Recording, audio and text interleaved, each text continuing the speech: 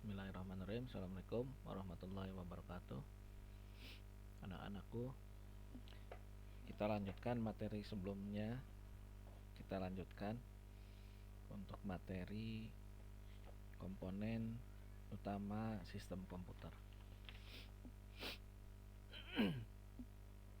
Nah, di sini seperti biasa kalian masuk di classroom sesuai kelasnya masing-masing. Nanti ada hardware komputer, ya. Hardware komputer.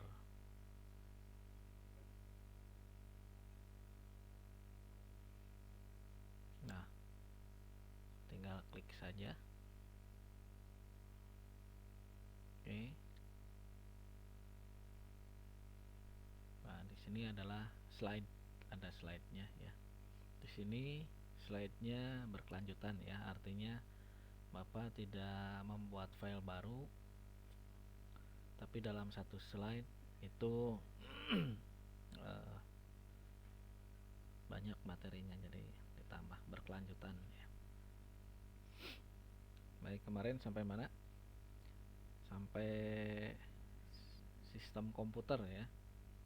Nah, Bapak ulang lagi apa yang dinamakan dengan sistem komputer, ya. Sistem komputer itu terdiri dari input, proses, dan output. Input itu alat masukan, ya. Kemudian atau input device, ya. Kemudian diproses, kemudian menghasilkanlah sebuah informasi melalui output. Ini siklus dari sistem, ya.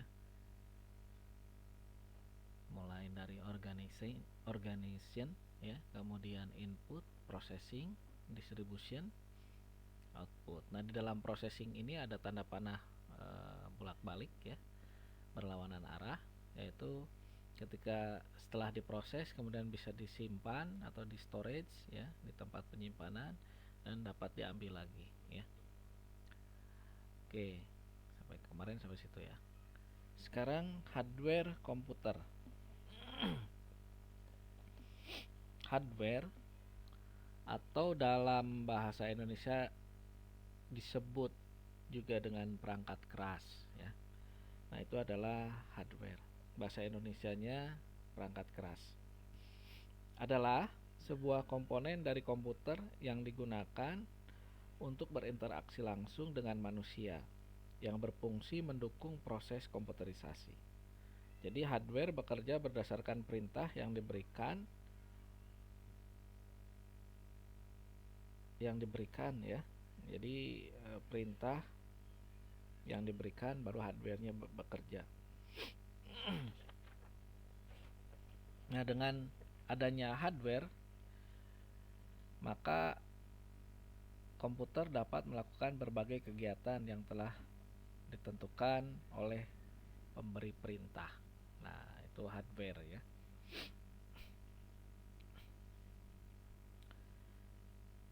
Oke. Hardware ini terdiri dari 3 komponen, ya. Ada unit masukan atau input device, kemudian yang kedua ada unit pemproses atau process device, yang ketiga unit keluaran atau output device. Kita bahas satu-satu. Input device atau unit masukan. Unit masukan berfungsi sebagai media untuk memasukkan data dari luar ke dalam suatu memori dan prosesor. Kemudian diolah menghasilkan informasi yang diperlukan. Data yang dimasukkan ke dalam sistem komputer dapat berbentuk signal input, ya, dan maintenance input. Signal input merupakan data yang dimasukkan ke dalam sistem komputer. Adapun maintenance input merupakan program yang digunakan untuk mengolah data yang dimasukkan. Selain digunakan untuk memasukkan data, input device dapat pula digunakan untuk memasukkan program. Nah, berdasarkan sifatnya, peralatan Berdasarkan sifatnya, unit masukan dapat digolongkan sebagai berikut. Ya, pertama peralatan input langsung, yang kedua adalah peralatan input tidak langsung. Nah, apa itu peralatan input langsung? Yaitu input yang dimasukkan langsung diproses oleh alat pemprosesnya. Contohnya keyboard. Jadi kalau ketika kalian mengetikkan huruf itu langsung diproses, ya. Kemudian pointing device, ya. Nah, ini ketika ini adalah perangkat pointing, ya. Device ini langsung diproses. Ketika digerakkan, pointingnya ini langsung ada. Kemudian scanner dan disket, ya. Yang kedua, peralatan input tidak langsung, yaitu input melalui media tertentu sebelum suatu input diproses oleh alat pemproses. Contoh, key to card, ya, key to tip, ya, dan key to disk. Nah, itu adalah contoh dari input tidak langsung. Jadi ini di sini di atas ada keyboard, pointing device, scanner, sensor, itu adalah contoh dari peralatan input langsung. Kemudian key to card, key to tip, dan key to disk ini adalah peralatan input tidak langsung. Oke, yang kedua, unit pemprosesan atau process device. Pertama ada CPU, Central Processing Unit.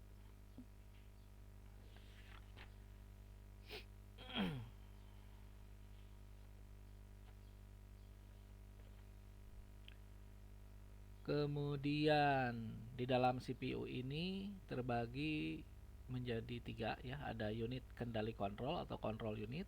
Kemudian yang kedua ada unit aritmetika dan logika atau arithmetic and logic unit atau ALU, ya. Kemudian yang ketiga ada register.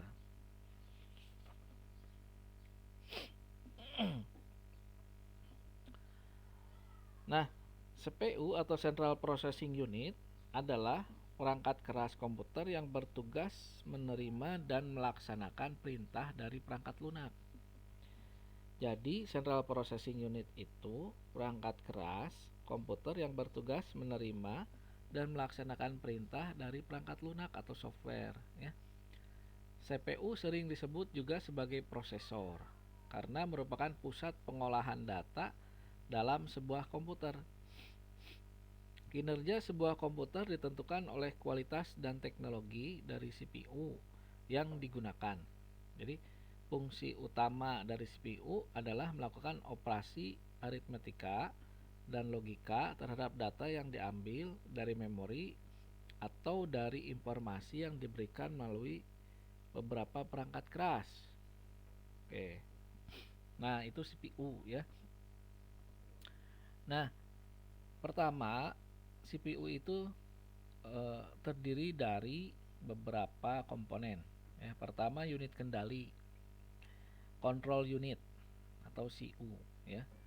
Control unit merupakan bagian dari sebuah komputer yang berfungsi untuk mengatur dan mengendalikan semua peralatan komputer. Nah, namanya juga control unit. Jadi, mengendalikan semua peralatan komputer. Kontrol dengan control unit. Control unit mengatur kapan alat input menerima data, mengolah, dan menampilkan proses, serta hasil pengolahan data. Dengan adanya control unit, semua perintah dapat dilakukan secara berurutan tanpa adanya tumpang tindih antara satu perintah dan perintah lainnya. Tugas dari control unit diantaranya sebagai berikut. Nanti kalian catat, ya, tugasnya. Tugas dari control unit diantaranya sebagai berikut: mengatur dan mengendalikan alat-alat input dan output, mengambil instruksi-instruksi dari memori utama, mengambil data dari memori utama jika diperlukan oleh proses, mengirim instruksi ke ALU, Arithmetic Logical Unit, jika ada perhitungan aritmetika, perbandingan logika, serta mengawasi kerja. Kemudian menyimpan hasil proses ke memori utama, ya. Nah, itu adalah tugas dari control unit. Nah, bagaimana dengan unit aritmatika, ya, dan logika atau arithmetic and logic unit atau ALU ya. Nah, ALU salah satu bagian dari sebuah mikroprosesor yang berfungsi melakukan operasi hitungan aritmatika. Jadi untuk perhitungan-perhitungan matematika itu dikendalikan oleh unit ini ya. Jadi oleh ALU. Nah, contoh operasi penjumlahan dan pengurangan atau operasi logika, misalkan AND, logika AND dan logika OR. Seperti itu ya. Tugas utama ALU adalah melakukan semua perhitungan aritmetika yang terjadi sesuai dengan instruksi program. Nah, kemudian yang ketiga, register. Register merupakan memori pada bagian komputer yang berkapasitas kecil namun memiliki kecepatan baca yang sangat tinggi. Secara umum, fungsi sebuah register pada CPU adalah sebagai tempat penyimpanan sementara untuk menyimpan hasil dari operasi aritmatika ya, ataupun operasi logika atau instruksi yang dilakukan oleh CPU. Jadi menyimpan operasi atau logika yang bersifat penyimpanannya sementara, itu register ya. Oke. Terdapat 3 jenis memori yang digunakan oleh komputer, yaitu register, main memory, external memory. Nah, main memory ya. Kemudian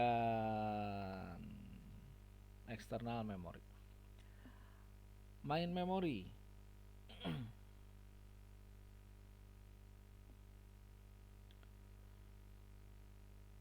CPU dapat menyimpan data dan instruksi di register yang berukuran kecil, sehingga tidak dapat menyimpan semua informasi yang dibutuhkan untuk keseluruhan proses.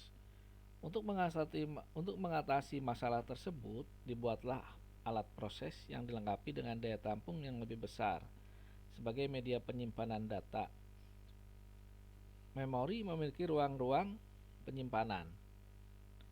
Di ruang penyimpanan terdapat alamat sendiri-sendiri yang bisa berupa nomor-nomor yang menunjuk lokasi tertentu ya, main memory itu. Nah, main memory ada dua. Yang pertama RAM, yang kedua ROM. RAM, Random Access Memory. RAM adalah jenis memori yang berfungsi menyimpan program dan data yang dapat dibaca maupun ditulisi oleh prosesor. Nah, itu RAM ya. Jadi berfungsi menyimpan program dan data yang dapat dibaca maupun ditulisi.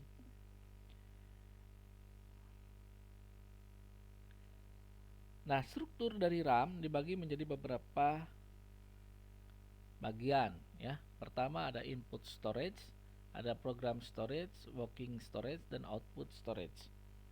Input storage digunakan untuk menampung input yang dimasukkan melalui alat input. Program storage digunakan untuk menyimpan semua instruksi program yang akan diakses. Working storage digunakan untuk menyimpan data yang akan diolah dan hasil pengolahannya. Output storage digunakan untuk menampung hasil akhir dari pengolahan data yang akan ditampilkan ke alat output. Yang kedua, ROM, Read Only Memory. Nah, ROM ini namanya juga Read Only Memory, jadi hanya dapat dibaca, dia tidak bisa ditulisi ya. Nah, ROM merupakan hardware buatan dari pabrik komputer dan dapat menjadi satu paket dengan mainboard sehingga tidak dapat diubah ataupun dipindah ke posisi yang lain. Nah, ROM berbentuk IC atau Integrated Circuit berukuran kecil yang berisi instruksi-instruksi permanen di dalamnya. Instruksi-instruksi tersebut dikenal dengan istilah firmware. Nah, oke. Tuh ya. Nah, jenis-jenis ROM ada beberapa sebagai berikut. Ada PROM ya, programmable programmable ya. Programmable ROM.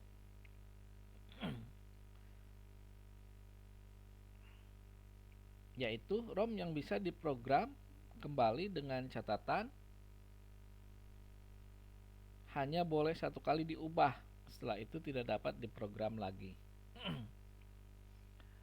Programmable ROM dapat diprogram kembali hanya satu kali, setelah itu tidak dapat diprogram kembali.